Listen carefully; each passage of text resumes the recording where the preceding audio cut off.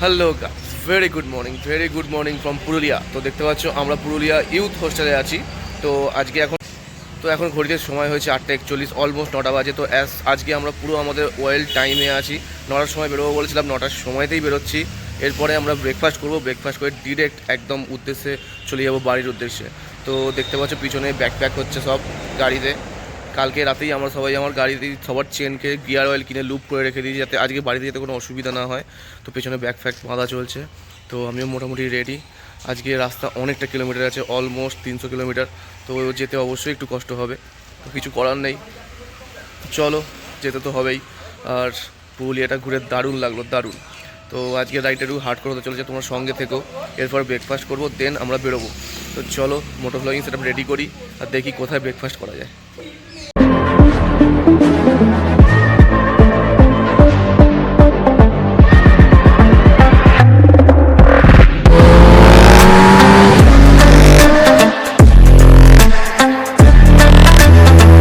তো বন্ধুরা দেখতে পাচ্ছ আমরা ইউথ হোস্টেল ছেড়ে বেরিয়ে যাচ্ছি। এই দিকে গেলে পুরুলিয়া সিটি আর এদিকে গেলে আমাদের ডেস্টিনেশন। তো চলো, এখন সবাই হেলমেট পরেনি, তার কারণ হচ্ছে সামনে ডিসাইড করা হয়েছে যে গরম গরম কচুরি খাওয়া হবে। আমরা দেখে আসা হয়েছে সকালবেলা চা খেতে গিয়ে। তো চলো আগে ওখানে যাই, গরম গরম খাওয়া দাওয়া কিছু একটা করি। বিশাল খিদে পাচ্ছে, কালকে রাতে সেই যে বিরিয়ানি খাওয়া হয়েছে তারপরে কিচ্ছু কেউ খায়নি। তো চলো। তো বন্ধুরা, আফটার ডুইং সাম ব্রেকফাস্ট আমরা গাড়ি ছেড়ে দিয়েছি বাড়ির উদ্দেশ্যে। ম্যাপ দেখে আর কোনো দিকে কিচ্ছু নয়, যেখানে ম্যাপ আমাদের ঘরে নিয়ে যাবে সেই রাস্তা ধরে আমরা ঘরে যাব। তো যতদূর ডিসিশন নেওয়া হলো বেলপাহাড়ি হয়েই যাওয়া হবে, কারণ শালবনির জঙ্গল বেলপাহাড়ি যে পরিবেশ এটা এনজয় করা হবে একটু।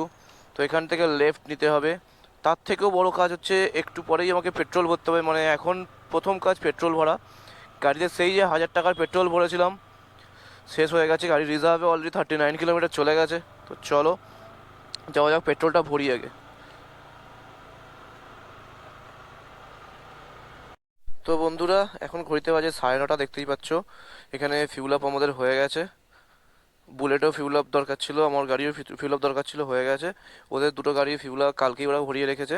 তো দেখতে পাচ্ছ আমার গাড়ির কাঁটা এখন অলমোস্ট 80% ফুল। তো চলো ট্রিপ জিরো করবো আর বেরোবো এখান থেকে। এদিকেও পেমেন্ট প্রসেস চলছে। তো বন্ধুরা আমরা হোটেল থেকে 9 কিলোমিটার চলে এসেছি। এখন আমরা যাচ্ছি মানবাজারের উদ্দেশ্যে। মানবাজার হয়ে ঝাড়গ্রাম হয়ে বেলপাহাড়ি হয়ে তারপর আমরা যাব হচ্ছে যে খড়গপুর। তো চলো, রাস্তার কন্ডিশন অলমোস্ট ভালোই পাচ্ছি, কিন্তু ট্রাফিক প্রচুর, প্রচুর বাস এবং লরি চলছে এই রাস্তাটাতে, এই সরু রাস্তাতে। বাট রাস্তার কন্ডিশন ঠিকঠাক।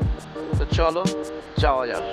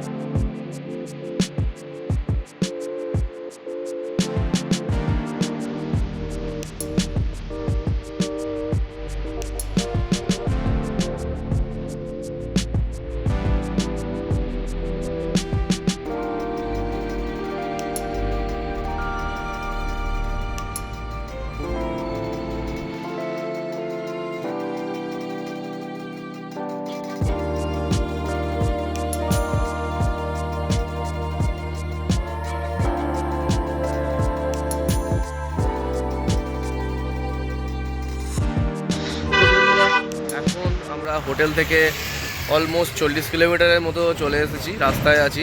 তো রাস্তায় একটু চা ব্রেক নেওয়া হচ্ছে, একটু দেখো তোমরা। দেখতে পাচ্ছ এখানে একটা অফবিট লোকেশনে আমরা দাঁড়িয়ে আছি।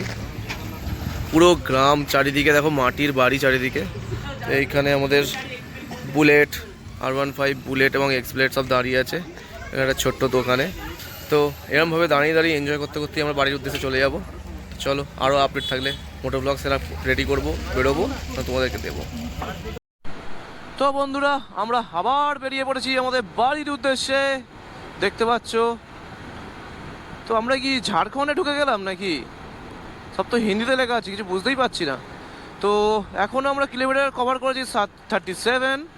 তো এখানে সবাই তো প্রফেশনাল রাইডার নয়, আর তাছাড়া আমারও ডবল নিয়ে পিলিয়ন নিয়ে R15 চালাতে খুবই কষ্ট হচ্ছে। তো মাঝে একটা বাজার পড়েছিল, খুবই খুবই কনজেস্টেড ছিল। তো সবাই একটু গা হাত পা আবার ঠিকঠাক করে নেওয়ার জন্য চাটা খেয়ে নিলাম। এখন সবাই মোটামুটি আবার রেডি, তো আবার দাঁড়াবো এবারে ঝিলমিল, যেটা এখান থেকে অলমোস্ট 40 কিলোমিটার ডিস্টেন্সে আছে। তো চলো যাওয়া যাক।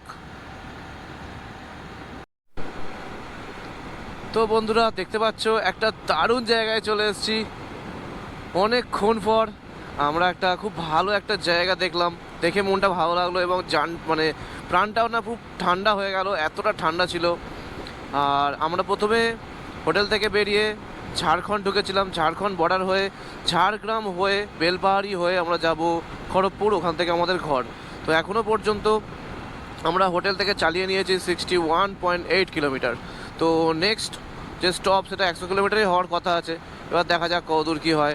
বাট রাস্তার কন্ডিশন খুবই ভালো, খুবই ভালো, এত সুন্দর রাস্তা বলার মতো নয়। চলো আগে দেখা যাক কীরকম রাস্তা আছে। Wow man, look at the view. এখানে তো দাঁড়াতেই হবে, দাঁড়িয়ে ফটো শ্যুট করতেই হবে। তো চলো গাড়িটাকে সুন্দরভাবে দাঁড় করাই আর কটা ফটো তুলি।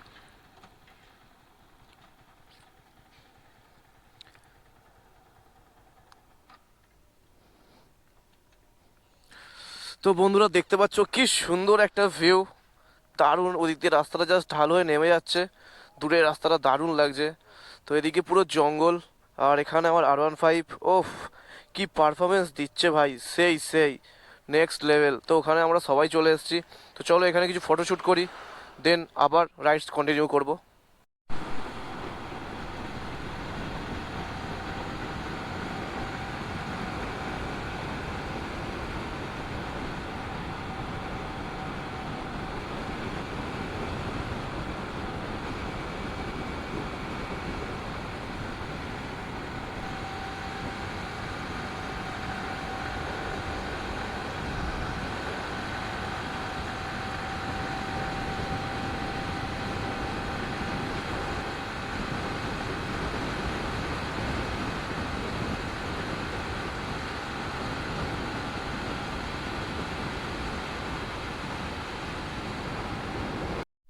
তো বন্ধুরা অনেকক্ষণ গাড়ি ফুললি 70, 80, 90, ইভেন 95+ গাড়ি চালানোর পর আমরা ফাইনালি চলে এসেছি বেলপাহাড়ি নামে একটা জায়গাতে। এটা খুবই একটা পরিচিত নাম সবারই, সবাই জানো, আর খুবই ফেমাস জায়গা। তো আনফর্চুনেট আমাদের সঙ্গে রাইড করছে আমাদের এক বন্ধু, তার বাড়ি এখানেই, কিন্তু আমাদের কাছে সেই সময়টা নেই যে তার বাড়িতে গিয়ে যাবো, একটু ওয়েট করব।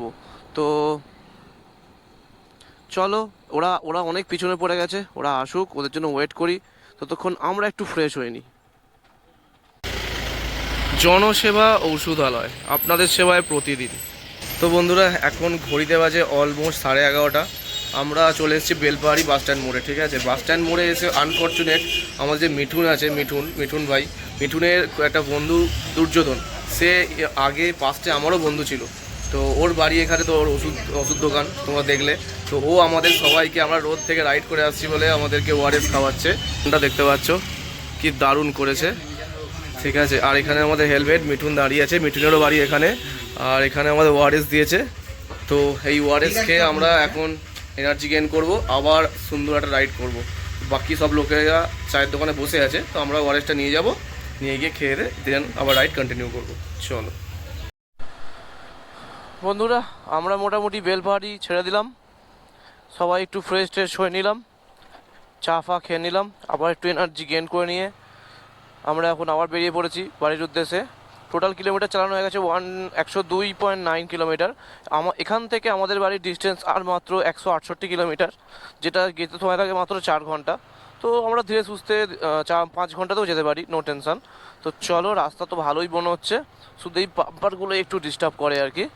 আর গরমটা প্রচুর বাড়ছে, তো প্রপার গরমকালে যেখানে কত গরম হয় সেটাই শুধু আমি ভাবছি। তো চলো যাওয়া যাক।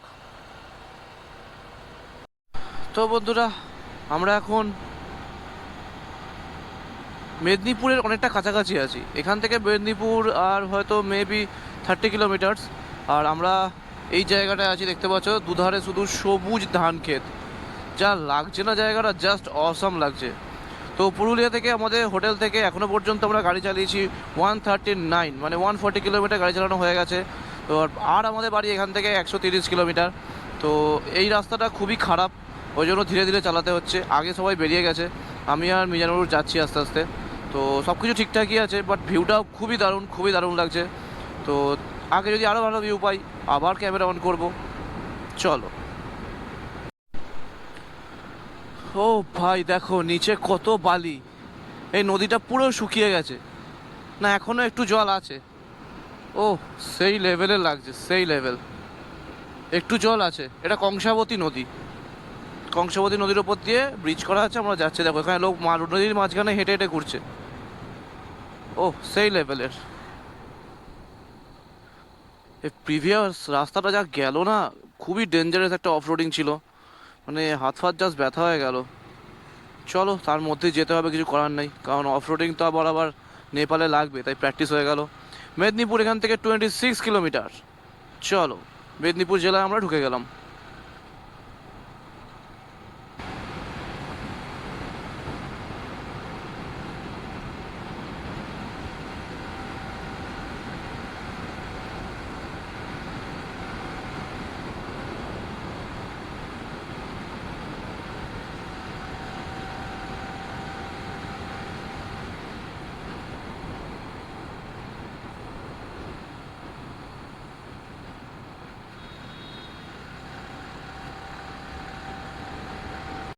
তো বন্ধুরা, আমরা এখন মেদিনীপুর শহরের ভিতর দিয়ে যাচ্ছি হাইওয়ের দিকে, কারণ ওখান থেকে আমাদের হাইওয়েটা কানেক্ট হবে বা ধরতে হবে। তো ভাই প্রচুর ট্রাফিক, অনেকক্ষণ থেকেই আমরা সিটির ভেতরে আছি, বাট শেষ হচ্ছে না সিটিটা। তো চলো দেখি আর কতক্ষণ আছে এই সিটিটা। যত তাড়াতাড়ি সম্ভব এখান থেকে বেরিয়ে গিয়ে যেতে হবে আমাদের হাইওয়েতে। আর এখন তো দুপুর, সব মাধ্যমিক পরীক্ষা চলছে, মাধ্যমিক পরীক্ষার্থীদের ছুটি হয়েছে, রাস্তায় একটু জ্যাম তো পাবোই। তো দেখা যাক আর কতক্ষণ লাগে বেরোতে। তো ফাইনালি গাইস, মেদিনীপুরের ওই যে ডেঞ্জারাস জ্যাম, সেই জ্যাম ছেড়ে আমরা বেরোতে পেরেছি। আমার হাতের অবস্থা দেখতে পাচ্ছ কী অবস্থা হয়ে গেছে।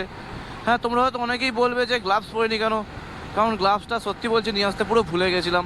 তো চলো অসুবিধা নেই, এবার আর কিছুক্ষণ গেলেই আমরা হাই রোডে উঠে যাব। আর রাস্তার কোনো গল্প, খারাপের কোনো গল্প নেই, এবার শুধু ভালো রাস্তা আর ভালো রাস্তা। চলো। তো বন্ধুরা, আমরা উঠে পড়েছি হাইওয়েতে, আমাদের NH-16-এ। তো জানো এখান থেকে আর কোনো টেনশান নেই, স্মুথ রাস্তা, স্মুথ সব কিছু। গাড়িও এখনও পর্যন্ত স্মুথ, 182.8 কিলোমিটার হয়ে গেল, নো টেনশান। এবার ভাই টেনশানটা মিটলো, ফাইনালি বলতে পারি যে পুরুলিয়া ট্রিপটা এবার ঠিকঠাক হতে চলেছে, ঠিকঠাকভাবে শেষ হতে চলেছে। তো চলো, পিছনে লোকেদের জন্য ওয়েট করা হবে কিনা জানি না, দেখা যাক কতদূর কী হয়। এবার কোলাঘাটে দাঁড়াবো, দাঁড়িয়ে কিছু খাওয়া দাওয়া করবো, প্রচণ্ড পরিমাণে খিদে পেয়েছে, সেই ব্রেকফাস্ট করে বেরিয়েছি। চলো।